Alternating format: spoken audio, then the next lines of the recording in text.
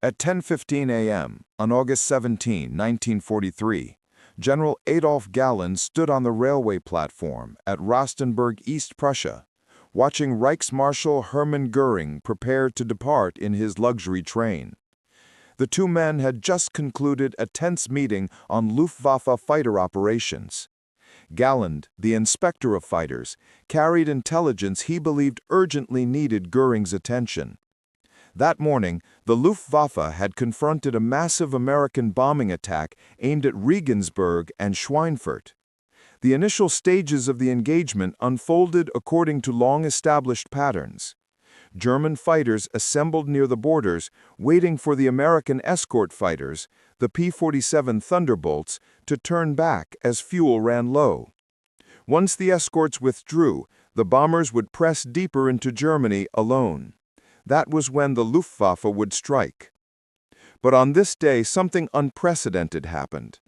After the Thunderbolts turned back, as expected, another wave of American fighters appeared deep inside German airspace. These weren't P-47s. They were Lockheed P-38 Lightnings, equipped with external drop tanks that dramatically expanded their range. German squadron commanders across the Reich reported combat with these long-range fighters more than 150 miles inside Germany, far beyond where any escort had ever been seen.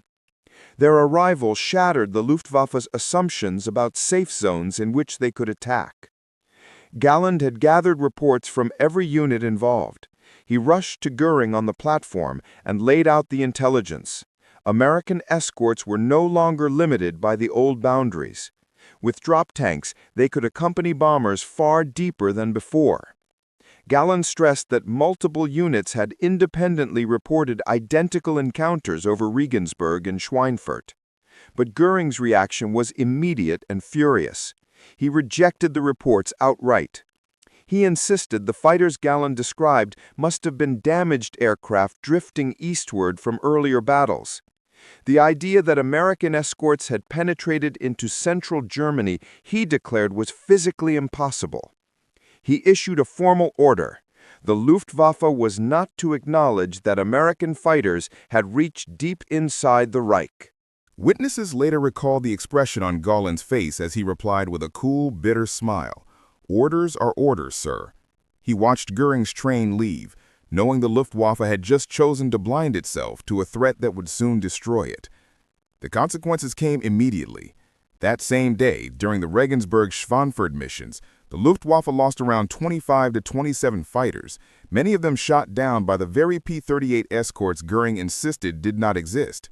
Although American losses were heavy, 60 bombers shot down, the German fighter force paid a steep price. For the first time, American heavy bombers were reaching deep targets with continuous escort coverage. 3 weeks later, on September 6, 1943, another mission erased any remaining doubt. During a raid on Stuttgart, P-38 escorts again appeared deep inside Germany.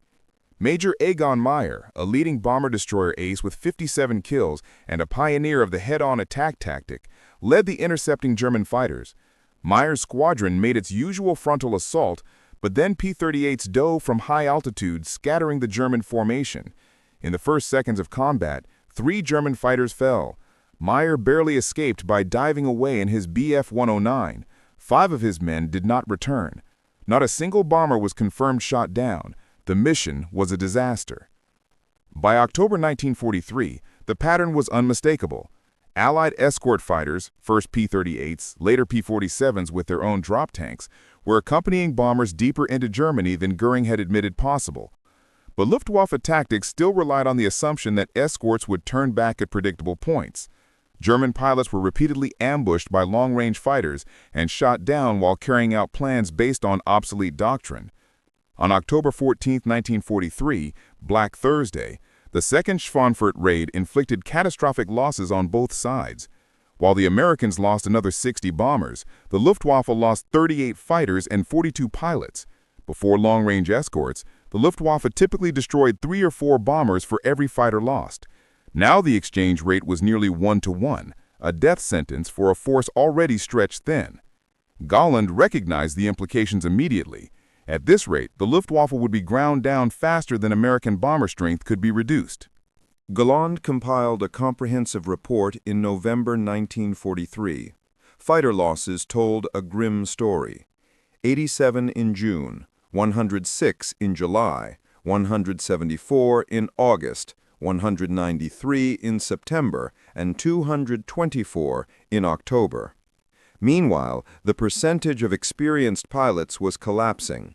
In June, 60% of German fighter pilots had more than 6 months of operational experience. By October, only 40% did. The seasoned veterans whose skill had once defined German air superiority were being replaced by barely trained novices. Galland compiled the report to Göring and the Air Ministry. He warned that unless major reforms were introduced immediately, expanded pilot training, increased fighter production, and rapid deployment of the Me-262 jet fighter, the Luftwaffe would collapse within 6 months. The response was silence. Göring refused to accept the conclusions. The Air Ministry issued vague morale-boosting directives while ignoring the escalating crisis. In December, an even more dangerous development appeared: the arrival of the P-51 Mustang. Early Mustang variants had been dismissed by German analysts because their Allison engines lacked high-altitude performance.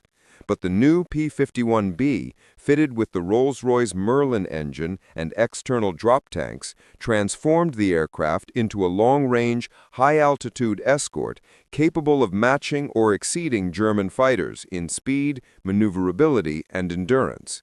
With a range exceeding 800 miles, the Mustang could accompany bombers to any industrial target in Germany, including Berlin.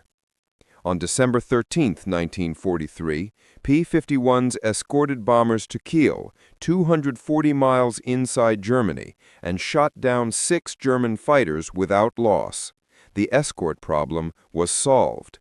Daylight strategic bombing now had the protection it needed to reach any target. Galland again sought an urgent meeting with Göring. He explained that the P-51 outperformed the Bf-109 and Fw-190 at altitude, could maneuver with either, and could escort bombers across the entire Reich. Göring dismissed the evidence, insisting German pilot superiority would compensate. The meeting ended with no action taken. By early 1944, the American air campaign intensified. P-38s, P-47s, and P-51s filled the skies. German losses continued to rise. Then in February came Operation Argument, Big Week, a 6-day assault on German aircraft factories. Over 3,500 bombers attacked with full escort protection.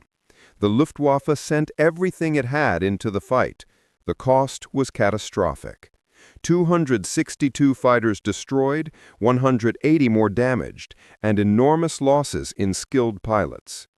Many of the Luftwaffe's most experienced leaders were killed, including Major Egon Meyer and Ace Kurt Euben. Germany simply could not replace them. A competent fighter pilot required 6 months of training. An excellent one required years. But fuel shortages starved training schools, instructors were killed in combat or on the ground, and new pilots arrived with barely 200 hours of flight time. They faced Americans with double that experience. Their average life expectancy